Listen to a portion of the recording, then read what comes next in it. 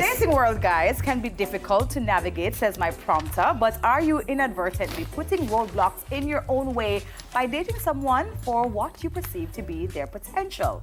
Are you doing that? Me?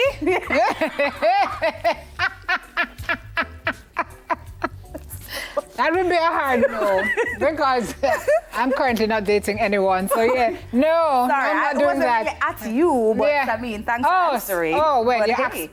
asked me. I did you know, if you ask me, I'm going to answer. I just happened to look into your direction when I said, are you? Do you know somebody who has potential who you'd like to refer me to? Who? Don't call Kosi name. Kosi? Yeah. Anyway.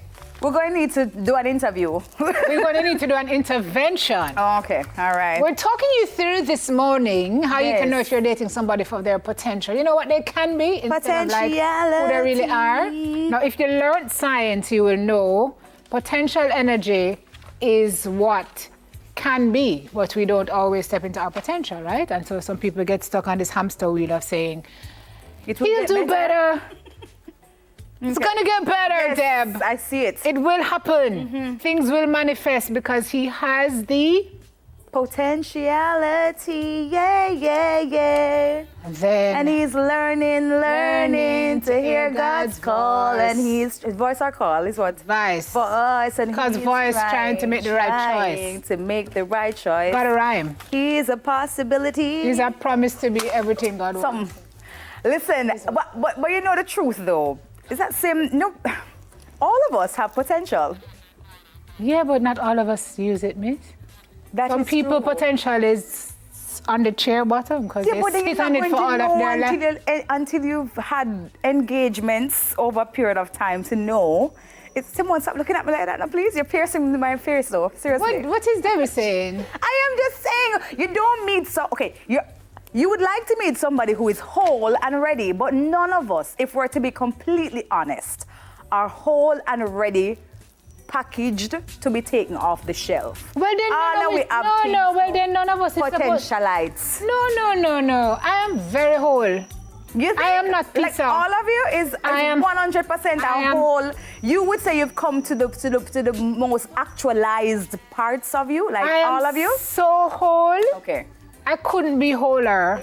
Not suggesting that you need somebody to fill it in, but just the manifestation of your own self. It's just a growth and development of your own awareness. We are dynamic beings. What is wrong with these people behind the camera? I don't know. Keep still. We are always evolving. Yes. But yes, you are right. We all of us have potential. Right. Quiet on the set. Guys. What is happening here? Is it coursing in your ear? Thank God I don't even know IFB this morning. I'm not hearing none either. All right. The problem comes in, Deb, when you ever see somebody who have so much potential and they just won't step into it? Oh yeah. It's painful to watch. It is painful. So if you are in a relationship with that person, whether as a man or a woman, and you're realizing that your partner is not becoming what they're full selves, right? They're kind of settling and they can do more, but even with just habits. Even with just habits and behaviors and actions that are sometimes very toxic, and them say, I promise I'm not going to do it again. I'm working at it, but they continue to revert every minute back there. So anyways. Let's read the signs you may be dating potential instead of a person. It's potential instead of a person, then the person have potential? Anyway, 1, you often find yourself teaching. If you spend a lot of time correcting your partner and frequently having long, serious conversations about their behavior, as Debbie said, something is awry. Of course, these types of conversations are important for couples to grow, but if they're one-sided, then the relationship becomes unequal. By the same token, if you find yourself in the early phases of dating thinking, he just needs to grow up a little bit, he just needs to, if I keep dating him, maybe he'll mature faster. Or she's just a little flaky, but if I date her, she'll become more serious. That's thinking that you can actually change people. Which? You can't. Okay. You cannot do that. That's a job that you're going to fail at before you even begin. You cannot do that. Only God can change. And only them. Actually, I've read where it says that people will change for the right person. I don't know if that's true. When them want to. Right, for the right person. So if they feel like you are the right person, the one they've wanted all their lives, they will change. Steve Harvey did say something like that. He said that when he was dating Marjorie, there was a night when he said a girl called him. Marjorie was by his place, sleeping on the sofa, and he said he was on the phone with the girl. And he said Marjorie just laid there, and in 4 o'clock in the morning, she got her things and she was wheeling her bag out through the door. And he said, you know, what's happening here? And she said to Steve, when you're ready, when you're ready to be a man, when you're ready to acknowledge my worth, then call me. And he broke his phone in half and threw it through the window. And he said, never again. Did he have another phone though? I don't, he probably had another phone. Next one. Anyways, next one says, you're ignoring red flags, right? So by focusing on how to instruct them on how to be a better partner, you might be ignoring glaring warning signs, or if you do see red flags, you might simply view them as part of the renovation process. Sometimes we trick ourselves into believing we're actually being charitable. Oh, Lord, when we continue pursuing an incompatible relationship, we convince ourselves that we're being gracious or open-minded for letting red flags slide, whether it's something small like not clicking or something big like a drinking problem.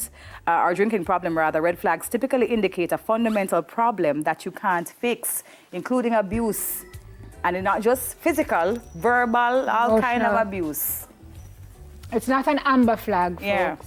It's not a pink flag, it's a red flag. Red means danger. Red means run. For your life. Yeah, because... Yeah. It's true. Stop making excuses for your partner. What time will heal. Yes, girl. Praise Jesus. You don't like who they are right now. So with any fixer-upper, wow, this is harsh. You're probably not happy with the current state of your project. You may be frustrated with your partner's lack of commitment, bad habits, immaturity, laziness, emotional inaccessibility, inconsiderateness, annoying quirks. Instead of being present in the moment and loving the time you spend with them now, you are constantly reminded of how they're not filling the bill right now. You're thinking about how your relationship could be better and how they could be better. When dating, you should be soaking up the moments you have together. You should not be mentally critiquing them every step of the way. That's another red flag. If you're always doing that, you're always annoyed, you're always angry because the person is always making you upset, it's not a good place to be. Yeah. Okay. All right, it says you fantasize about the perfect version of your relationship.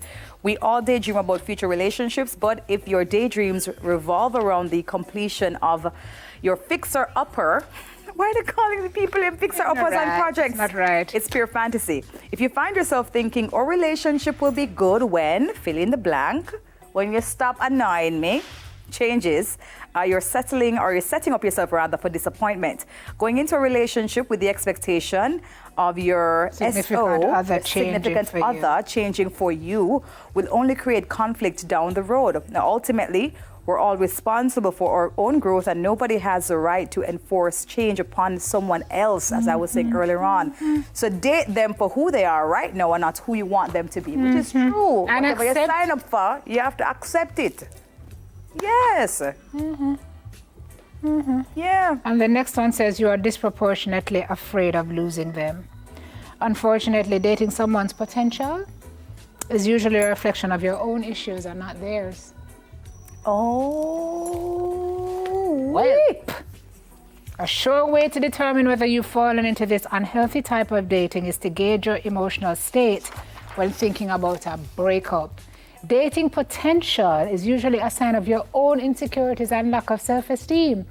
We settle for incompatible relationships because we're afraid of never finding the right person, and we're afraid of being alone forever.